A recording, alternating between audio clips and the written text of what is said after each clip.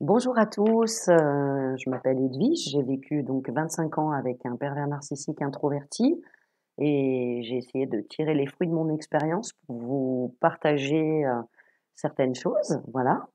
L'intitulé de ma capsule s'intitule «Comment le pervers narcissique déstabilise», parce que c'est un ensemble de techniques en fait.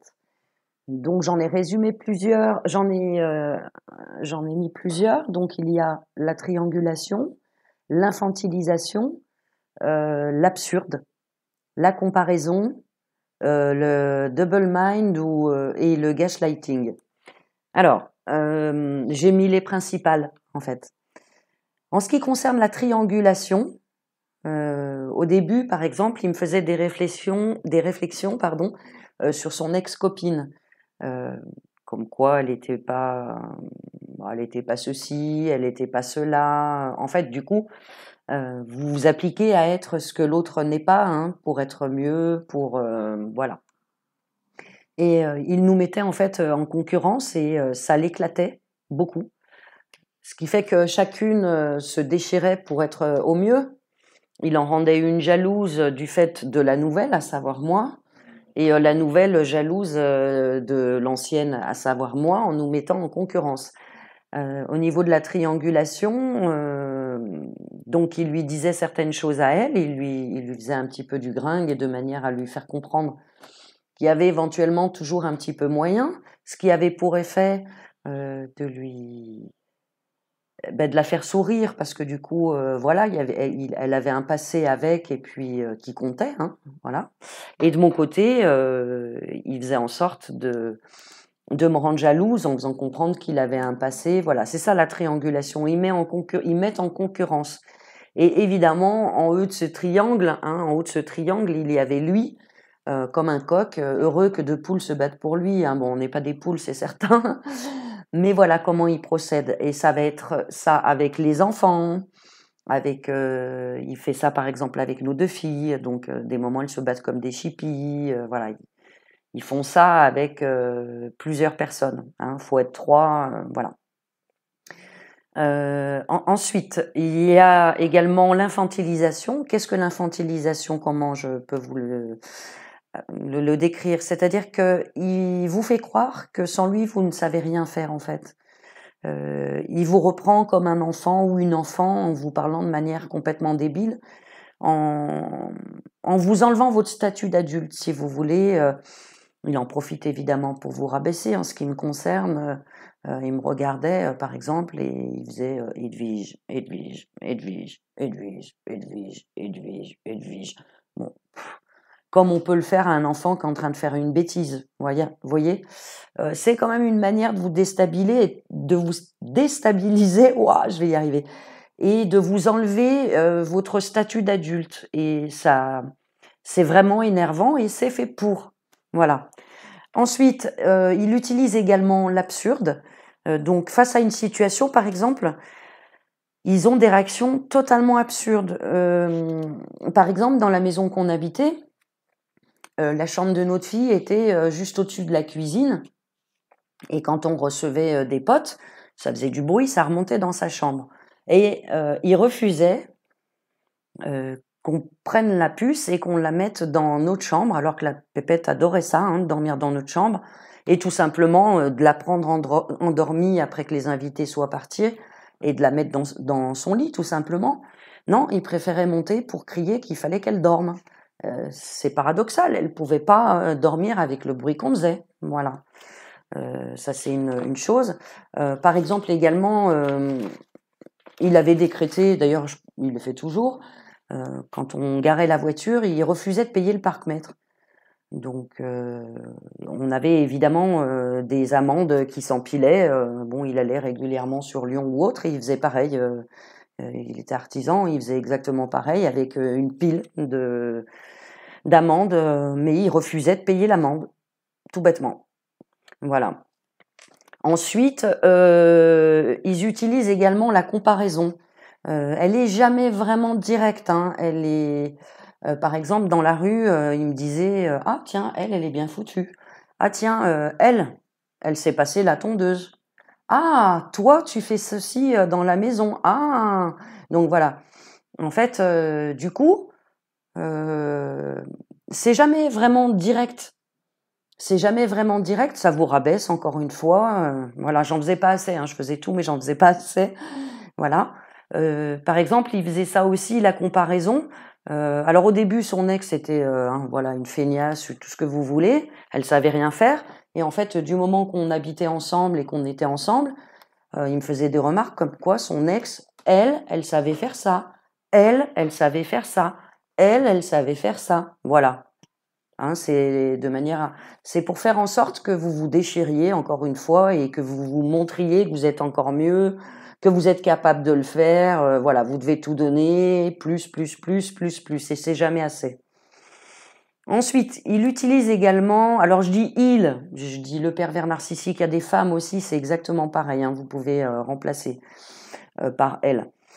Il utilise également le double mind, la double demande, la double contrainte, c'est-à-dire il vous demande deux choses qui sont incompatibles, contradictoires et impossibles à résoudre et qui entraînent une réelle souffrance. Hein.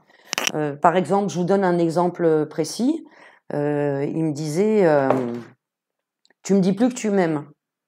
Donc plus tard, je lui disais, bon bah je t'aime.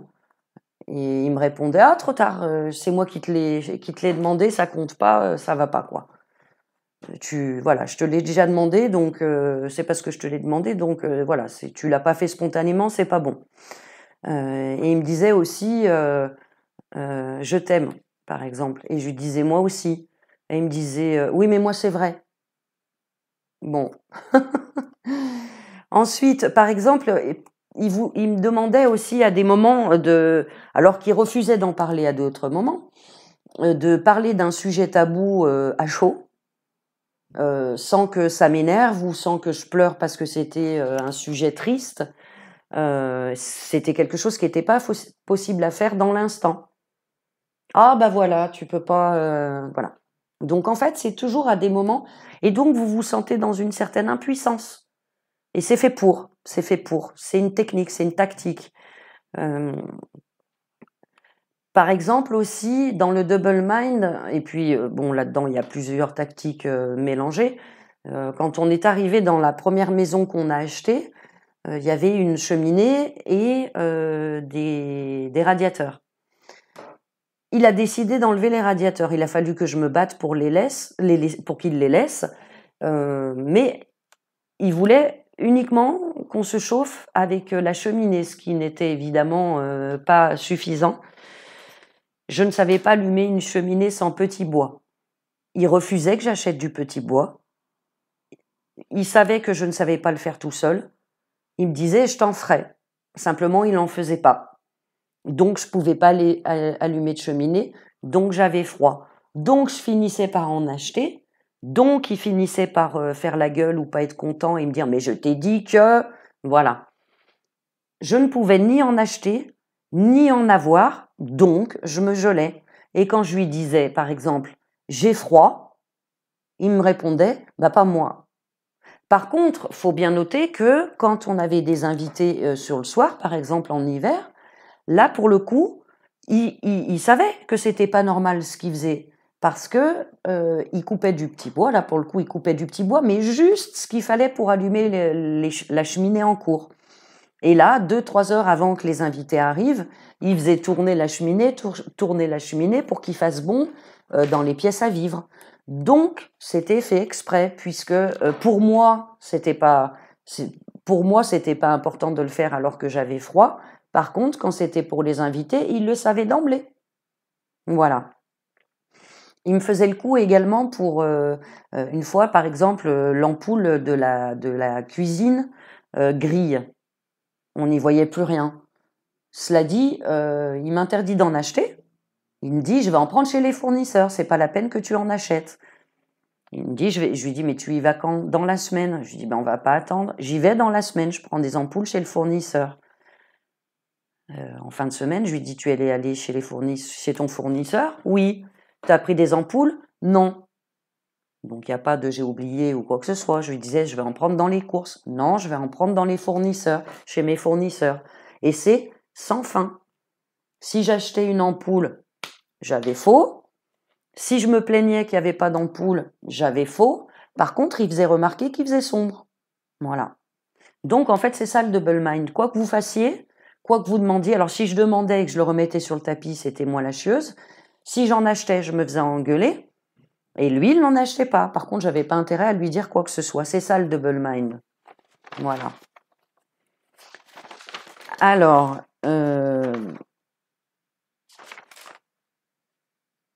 ce qu'il faut savoir, il y a aussi le gaslighting, pardon, j'allais oublier. Alors, le gaslighting, j'ai du mal à le prononcer. C'est une méthode pour vous faire passer pour fou. Alors, selon Christelle Petit-Colin, qui est une personne, une grande communicante, une spécialiste de la communication, selon elle, et je suis entièrement d'accord avec ses dires, c'est une méthode, le gaslighting, pour vous faire passer pour fou, ou le pervers narcissique affirme des mensonges, vous le savez pertinemment, et il nie les choses tangibles, les choses réelles. Je vous donne un exemple précis. Dans une phrase, il pouvait me dire « Ah, t'as dit chien à la place de chat ».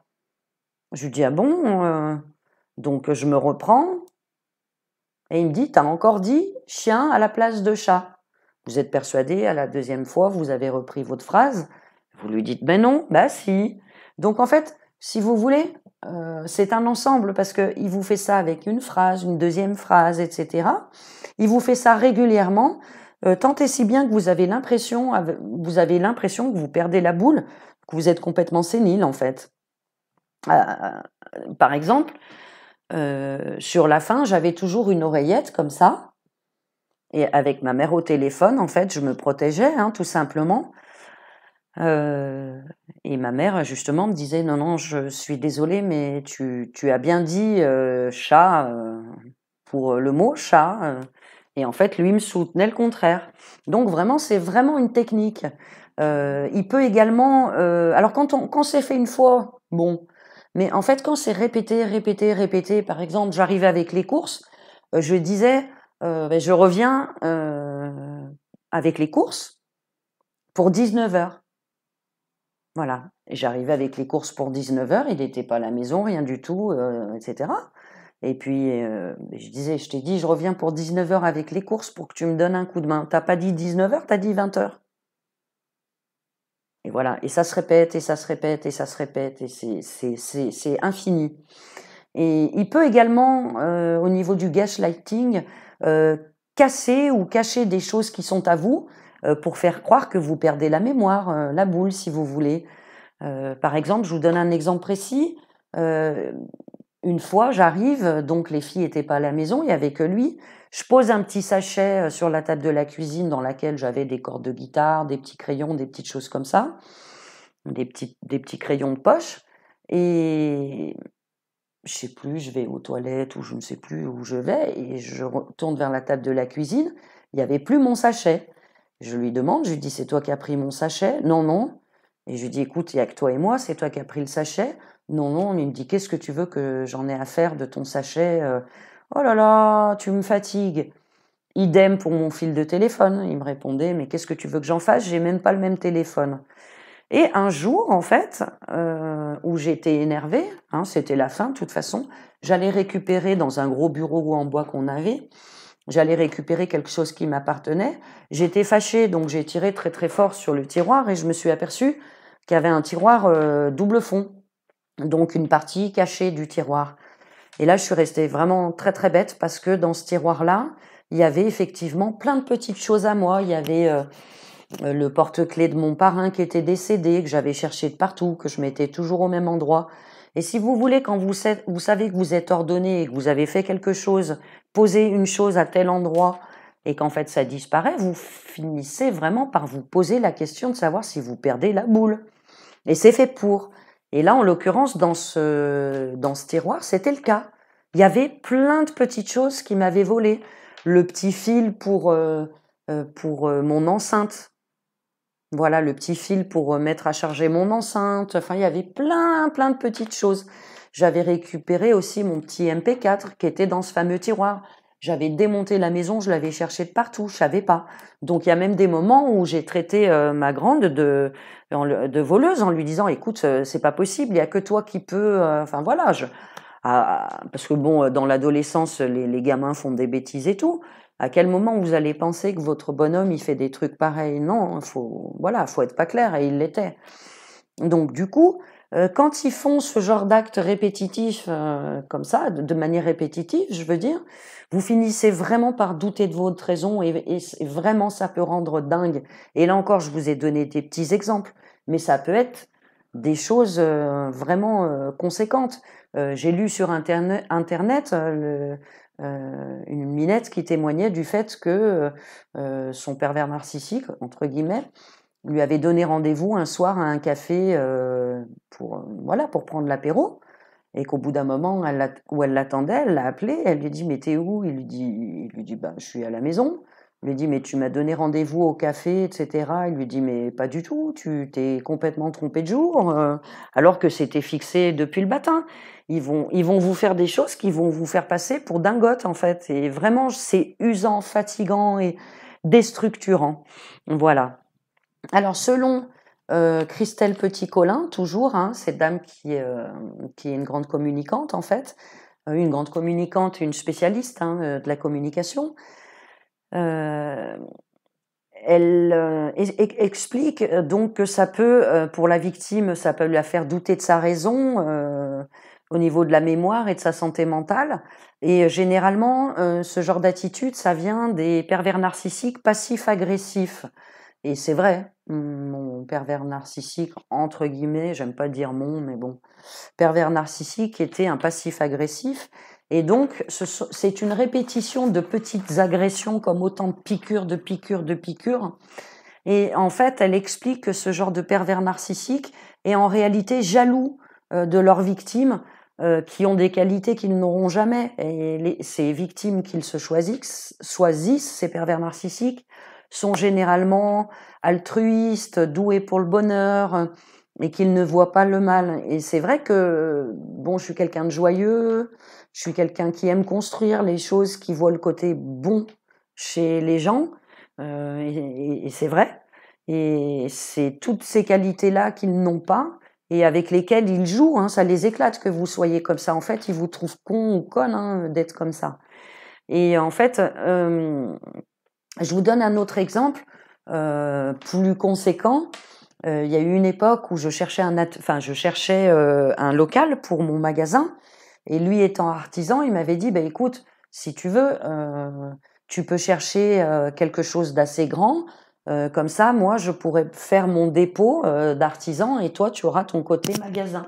Et comme ça nous fera un loyer parce que lui, il avait pas de place pour son dépôt. Il le faisait chez nous. Donc voilà, du coup, il m'avait dit, ça fera, effectivement, c'était censé. Donc, je me suis mis en quête d'un atelier. Ça a quand même duré 2 ou 3 mois. Donc, le soir, il me disait, t'as trouvé? Ben, je lui disais, bah non, j'en ai vu quelques-uns, mais bon, c'était pas ça, voilà. Pour moi, c'était un magasin, donc il fallait que ça soit passant. Et vient un jour où je trouve donc une partie avec un atelier où il pouvait lui stocker, une partie où je pouvais faire le magasin qui était bien situé ou qui était passant. Et donc je le visite, ça convenait, tous les critères étaient réunis. Donc je l'appelle et je lui dis voilà, je pense que j'ai trouvé l'endroit qu'il nous faut, etc. Et il me dit mais quel endroit? De quoi tu parles? Et je lui dis j'ai trouvé l'atelier pour faire le magasin et puis ton dépôt. Il me dit oh mais je disais ça. Il me dit mais je t'ai jamais demandé de quoi que ce soit. Je lui dis mais tu plaisantes? Je lui dis, parce qu'en fait au téléphone je lui dis quand est-ce que tu peux le visiter? On approchait de 12h02, je savais qu'il était pas très très loin. Je lui dis à quel moment est-ce que tu peux venir le visiter? Parce que bon le propriétaire était dispo entre 12h et 2. Et il me dit mais voilà, je disais ça comme ça, non. Je lui dis mais tu plaisantes, ça fait un moment que je cherche et voilà. Et donc, je lui ai raccroché au nez ce jour-là, et j'ai dit au propriétaire de l'atelier, je lui ai dit, je suis désolée, voilà. Et donc, du coup, je me suis remise en quête d'un... Alors, quand on s'est engueulé, évidemment, il m'avait dit, mais t'as du mal comprendre, comme d'habitude. Ensuite, donc, en fait, le danger par rapport au gaslighting, je sais pas si je le prononce correctement, hein, qui est un ensemble, donc, comme je vous l'ai expliqué, le danger, c'est de vous rendre fou ou folle, mais vraiment, hein, de vous faire perdre les pédales. Également, de vous faire développer des symptômes de stress post-traumatique. Au niveau de la santé, de développer des troubles de santé. Donc, dans les troubles de santé, il y a le sommeil. C'est vrai que j'avais un très mauvais sommeil. Je faisais de l'insomnie. Des troubles de l'alimentation, j'en avais. Des angoisses, bon ben j'en avais. De la tachycardie, j'en faisais. Des maux de dos, bon ben j'ai été opérée d'une hernie discale. Et il faut bien savoir que l'entourage n'y voit que du feu, hein. Il vous le réserve rien qu'à vous, ce genre de choses, hein. Il faut pas qu'il y ait de témoins, hein. Sinon c'est pas drôle, hein, vous comprenez bien. Et ce que je tiens à vous dire, c'est que vis-à-vis de tous ces symptômes-là, au niveau sur la santé, hein, que ça soit mental, que ça soit physique, etc., faut bien vous dire qu'il y a vraiment un rapport parce que depuis que je l'ai quitté, je n'ai plus rien. Et ma fille aînée qui est restée à ses côtés depuis un certain temps, en fait, hein, il a remonté contre moi, elle a développé tous ces symptômes. Tous. Voilà, donc faites attention à votre santé, faites attention à vous. Je sais que ça peut paraître fou, mais c'est la vérité, c'est la réalité. J'ai envie de vous dire, la liberté d'être soi, hein, la liberté d'être tout court, c'est important, c'est très important. La liberté tout court, c'est le mieux. Et au bout de la tempête, le bonheur. Prenez soin de vous.